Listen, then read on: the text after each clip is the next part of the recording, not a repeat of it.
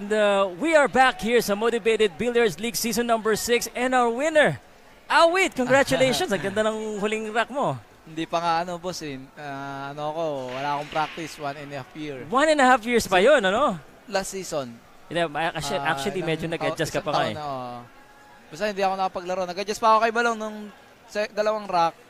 Medyo ginagamay ko pa yung mesa saka yung bola ng pamato. Yeah, you were a little bit frustrated nung una, no? Na medyo kinabahan ka ba kay Balong kasi siya nakauna eh. Hindi boss, kasi alam ko kung paano siya lalaruin eh. Yeah. Alam ko kung paano ko siya yung didiskartehan para talunin siya. So, ito yung first game pa lang. Okay na ba to as a warm-up or medyo sa tingin mo na, may kalawang pa rin? Pwede na siguro. Lamang na tayo kasi nakapag-ano na tayo. Yan, okay. Of course, you're very motivated this time at dala mo yung iyong bagong. No? Yes, dala ko. Marami akong dalang box ng bagong. Mga 13 boxes. 13 boxes of bagong kaya kailangan bumili na kayo. Siyempre, congratulations sa'yo.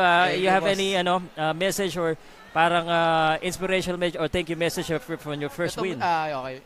Itong motivated billiard na to, maganda to para sa mga kabataan, no? Para mali sila sa ibang landas. Hindi katulad nung nangyari sa akin na maling landas yung natahak ko.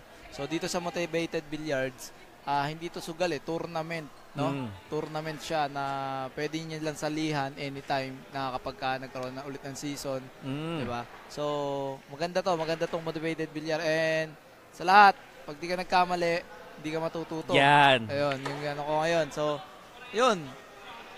Nagkamali ako kanina 2 beses, di ba? Yan. Yun yung pinakita ko. Natuto agad ako, di ba? And everyone deserves a second chance, Harry. Second and congratulations sa'yo, ha. And wish you good luck. Very athletic talaga ito. Hindi lang pang basketball, pang billiard din. Oh. Sa lahat na yata. Congratulations, Harry. Thank you, boss. Thank you again, Awit Gamer, ha.